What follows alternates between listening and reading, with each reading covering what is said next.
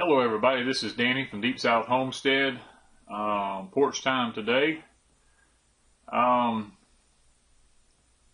This week has been a real challenging weekend as I began to look into what to talk about on porch time. It was like, I don't know how to explain it really, but it was kind of like God just laid this in my lap, and it's something that has really kind of stirred me up a little bit. As I talked about the Cherokee tan pumpkins is what led me into this. Now, what would you do? I'm going to ask this question before I get started. What would you do if someone came to you and told you you can't live here anymore, and you own the land? Bought, paid for, whatever you want to call it. It was your land, your home, your families had lived there forever, and they told you you can't live here anymore. You've got to leave. And not only do you have to leave, you can't even stay in the area. You got to go way away from here. What would you do if they came and told you that? Would you stand up against them and fight and say, oh, this is my land, I'm not going anywhere? Would you give in? Would you what would you do? What would you do if the government came to your house today and looked at you and told you, get out, and get out now? And you built the house, you paid for the house, you paid for the land, it was all your family had worked for the property, it had been in your family for hundreds and hundreds of years. What would you do if the government walked up to you and said, you've got to go, and they rounded up everybody in your community and sent you away? What would you do? Well, my friends, when I started studying this history of the Cherokee tan pumpkins, my eyes has really been opened as to some things that went on that just wasn't right. The Cherokee tan pumpkins was a staple food for the Cherokee Indians. And not only was it a staple food for the Cherokee Indians, it was a staple food for a lot of the first settlers that came into this part of the country. Because I've read diaries where a lot of the settlers that came in made comments and wrote stories about how, had it not been for the Cherokee tan pumpkin or some of the other pumpkins that the Indians raised, that they would have starved to death in the wintertime. Because you see, let me tell you a little bit about what I've learned here. The Cherokee Indians were not massive hunters. They didn't depend on big meat harvests like some of the tribes out west did, that hunted the bison and the elk and stuff like that. The Cherokee were communal people. They lived in large communities. They farmed the land. And now they did take wildlife. Don't get me wrong, I'm not saying they didn't take wildlife, but wildlife was not their predominant way of life. They didn't run around in teepees and move and hunt and clean a place out and get rid of all the resources and have to move somewhere else and start all over again as a tribe. They didn't do that. According to everything that I've been able to read about the Cherokee Indians loved their land. They farmed their land. They raised beans and squashes and corns and these different things to make them sustainable on the land there where they lived at. And they encompassed some, it varies from point to point in history, but, different states, what we call states now, North Carolina, Tennessee, Kentucky, Alabama, Georgia, South Carolina, Mississippi, they all they owned parts of all that. Their nation was in parts of all of those, all of our present day states, and it was called the Cherokee Nation at that time. The sad part about it is when the settlers began to come in, the Cherokees were very hospitable people. They a lot of them bred and married into them. That was part of our government's theory at one point, was to mingle with these people. And it wasn't just the Cherokees. This was several different breeds of Indians that were in that area, Native Americans at that time. The government said to infiltrate them and to breed into them and make them part of us and stuff like that. And, you know, a lot of the Native Americans did not take to that very well, because they did not want to lose their heritage. And I, for one, do not blame them for that. It was just sad. The things I found out is really sad as to what happened to a lot of these people. Now, we've been told things in school, you know, through history and stuff like that. But my friends, I went back and I studied a lot of things that there's probably more of the truth than what we've been taught in history books.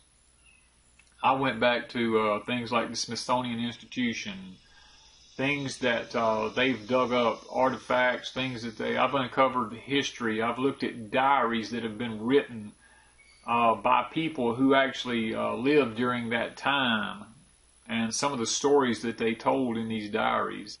I'm trying to get my date right, because I've read so much, y'all. In 1838, the government passed a law, an act, whatever you want to call it. Jefferson passed an act, thereby forcing and removing the Native Americans from their land and rounding them all up. And, you know, now I'm just paraphrasing a lot of this, y'all, because there was these different chiefs that would rise up, and they made deals with the white man and gave part of their land, and they made all these treaties all along. I've read all that, but I'm kind of summarizing this because I don't have time to really just sit here and talk and tell the whole story that I've read. But there was a treaty signed, not a treaty, but a law put into effect that said all the Native Americans had to go. You just had to go. You had to get off the land. And they were going to round them up, and they were going to march them all the way to Oklahoma, because they wanted them west of the Mississippi River. All Indians east of the Mississippi River, they said had to go, and had to go to west of the Mississippi River over to a new home in Oklahoma. Well, as they rounded all the Cherokees up, and they began to march them, and you have to understand this trail. If you looked at this path that they took, if they'd went straight across from Cherokee, North Carolina, over to Oklahoma, it'd been a straight shot. But no, they didn't do that, because they would have had to cross the Mississippi River. They went up, they went over the top, above the Mississippi River, the Ohio River, and come down across the Missouri River, and came back down, which was a long, long, treacherous way. And it, guys, some of the things I've read in some of these diaries, it would be ice and snow on the ground, and they had no shoes and very little clothing. There was literally thousands of them that died. And this trail that they marched them on became known as the Trail of Tears. And lots of the younger ones and lots of the elderly ones, because of the I'll just be honest with you, a lot of the things I read, because of grief and age and the fact that they were just sad. They had to leave their land, and they were forced under adverse conditions, not very sanitary conditions most of the time, not good drinking water. A lot of them drank, contaminated water and caught diseases and died. A lot of them just, their bodies just couldn't take it. They died. And the Cherokee Indians, they were just in grief. you know, and that's why it was called the Trail of Tears, is because so many of them died. I read one story where a young man, his mom died, his grandma and his grandpa and his brothers and his siblings, all of his siblings died. He was the only one left, and he survived to get to Oklahoma, you know, but there wasn't many of them that made it over there. A lot of them passed away. And that's why it was called the Trail of Tears. But now, these ladies and people were extremely wise, because they knew if they was going to have to go to a new land, they didn't know anything about the land they were going to. And it was extremely hard on them to move from where they were, which was fertile land, to go out west to Oklahoma, to where the land was just not worth a flip, according to what I was able to read. And climate was just completely different. Hot, you know, I mean, they were not used to this type of environment. It was extremely hard on them trying to grow things, because they bunched them up, and they just didn't have the freedom that they once had to roam and do what they wanted to do. And the resources just wasn't there like they were used to having where they were at in the mountains of Tennessee and the other states around. These women actually took the Cherokee tan pumpkin seeds and they wove them into the lining of their clothes so that they could take them with them. Because, see, when they were told they had to leave, they didn't have time to gather up anything. They were not allowed to carry anything hardly. They had a few clothes, and they put, like I said, they hemmed the seeds up into the garments of their dresses and stuff, just so they could carry some of these seeds, and some of them carried some beans with them. Just a few things along that they thought they might need on when they got where they were going to survive. And it was just horrendous, the things that happened to them. But now, guys, looking into this, I found out a whole lot more than what I wanted to find out. I found out that these people had lived on this land for thousands of years. And in this land was parts of this land here. There was a section of it that had gold in it. And that's one of the reasons that the settlers were given rights to just go in and start harvesting the gold out of the hills and stuff like that, no matter if the Cherokee owned the land or not. And that's why they began to have conflicts, because there was part of the Cherokee Nation that passed their own law that said if anybody's on your land, you could kill them, and you would not be held responsible. And then first news you know, they had all this turmoil going on, and that was why the government said they just got to go. But a lot of it had to do with gold. So that was just sad to read that, how that they were forced off of their land, how they were marched out west, and told what they had to do and what they did not have to do. And, you know, and I was sitting here thinking, I mean, I have Native American blood in me. My family is from right there in the edge of North Carolina, South Carolina, a little place called King Mountain. You know, I'm a king, and my ancestors came from there. After the war of King Mountain, a lot of my ancestors left there, and they migrated south to where I'm at here now. And my great-great-great-grandfathers, one of them married an Indian princess here. And she was of the Homa Indian tribe that was here. Now, one of my other great-great-great-great-great-grandmothers was a Cherokee Indian. And so I have Cherokee and I have Homa both within me. These are my people. And this kind of stuff is personal to me, you know. And I see how they would feel. And some of this stuff, their spirit still runs deep within inside of me, you know, the way I feel. And now, I don't adhere to all their beliefs and stuff like that. You know, I'm who I am, but I do look back upon where I came from. And as I began to study the Cherokee Indians and some of the things that they did in their areas there, I looked at some of the diaries of the missionaries who actually went in there to witness to these people. And they talked about how they were an easy people to reach for the Lord and through the gospel. And as I began to study, I began to notice some of their ancient writings. I guess the correct word would be hieroglyphics that was used. As I looked at these ancient hieroglyphics from these Indians that were up there, I noticed, because I've done some Hebrew studies and stuff like that, I told Wanda, I said, Wanda, the hieroglyphics, a lot of them are the same as those that the Hebrews used. The Cherokee Indian, a lot of their hieroglyphics had menorahs in them. I saw the phoenixes in a lot of them, which came from Egypt and stuff like this. And I told her, I was like, this is extremely interesting. How would they know about any of that stuff from way back in biblical times? How would they know that? To use those same hieroglyphics. Well, when I began looking into the Smithsonian Institution and the study of the ancient tribes that were there, I uncovered something that really, I don't even know the words. It really excited me, I guess. It's thought by some of the ones that done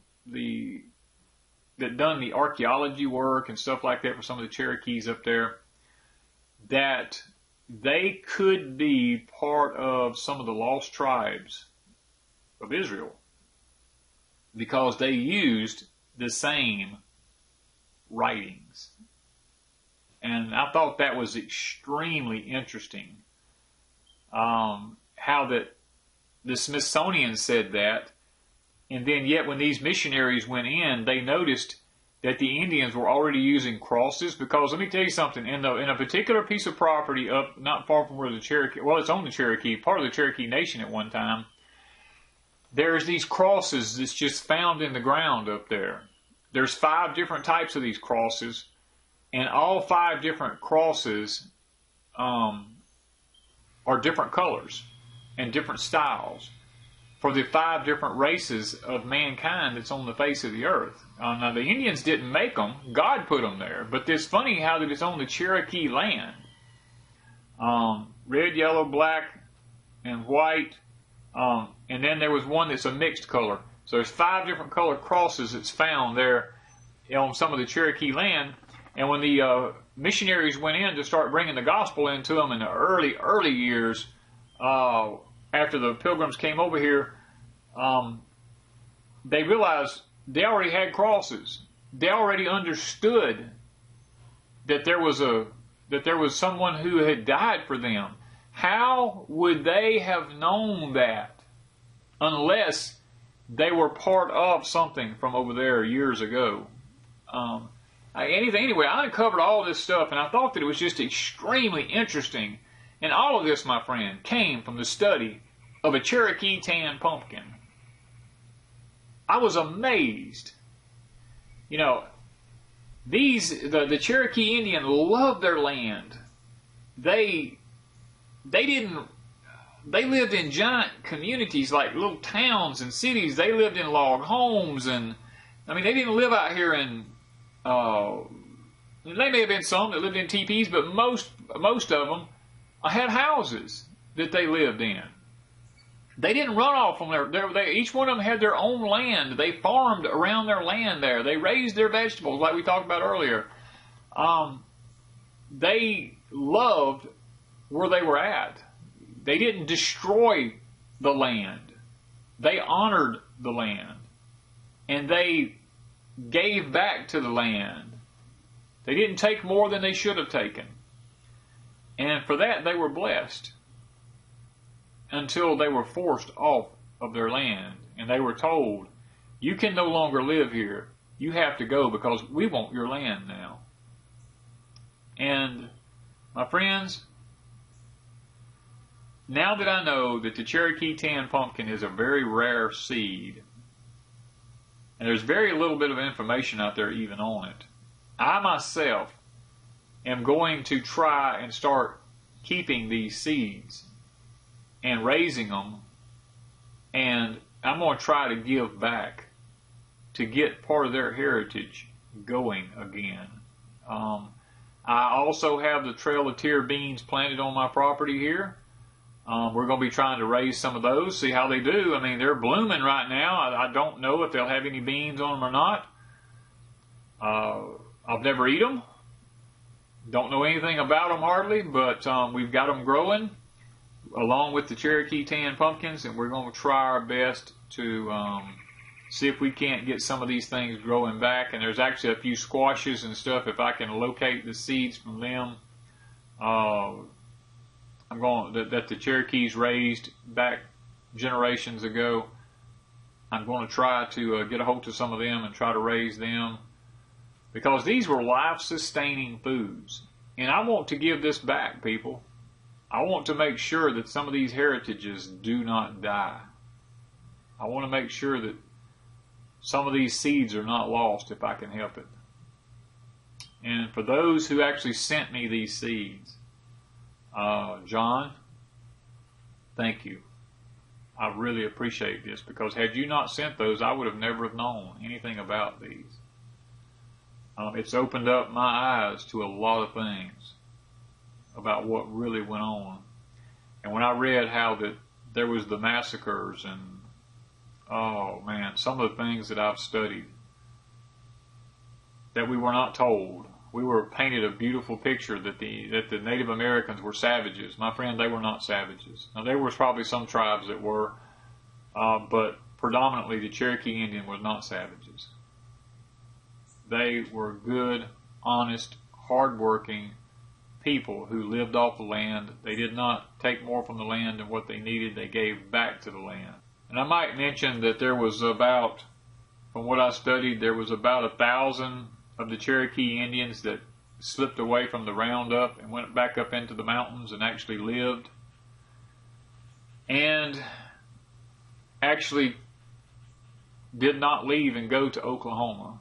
They stayed hid out. And I think the year was around 1866 or something like that. They formed their own little tribe again and their own little nation, and came back into existence. And that's where a lot of our local Cherokee that's in North Carolina and places like that now, Tennessee, are actually direct descendants from these 1,000 that managed to hide off into the woods and to evade being captured and was able to survive. These Trail of Tear beans were actually grown in the mountains of North Carolina for thousands of years. You know, and these seeds were true seeds. These seeds had nourishment. These seeds gave the Cherokee tan pumpkins, the Trail of Tear beans, and this other squash that I'm looking for. All of these were life-sustaining vegetables that kept these people going through the harsh winter months. You know, they would harvest their meats, but lots of these things would store well throughout the winter, and they would make it all the way till the next season. And I've read stories on these Cherokee tan pumpkins where some of the vines have given up to 300 pumpkins per vine if you keep them harvested off. And what more could you ask for than that?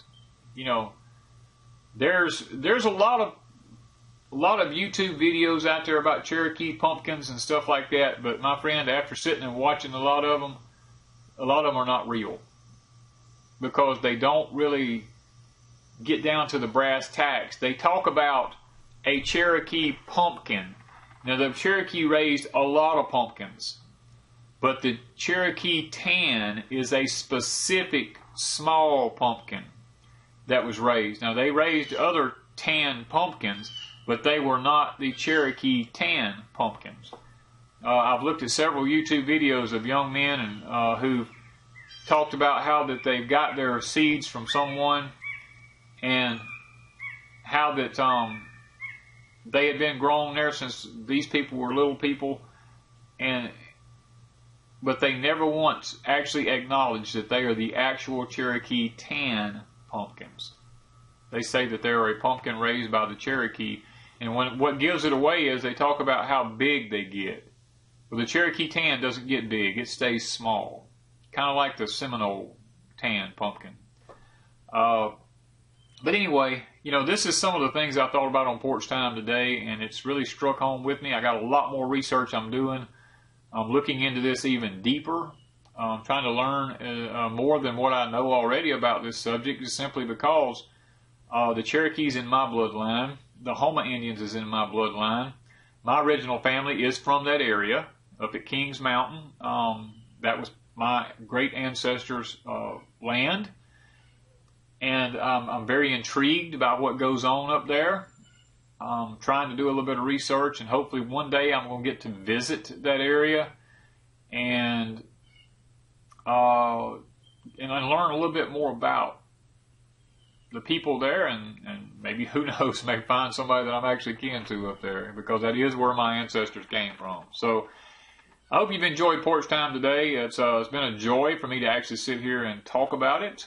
I hope you've learned a little bit about maybe some of the history of the Cherokee tan pumpkin, and maybe the Cherokee Nation.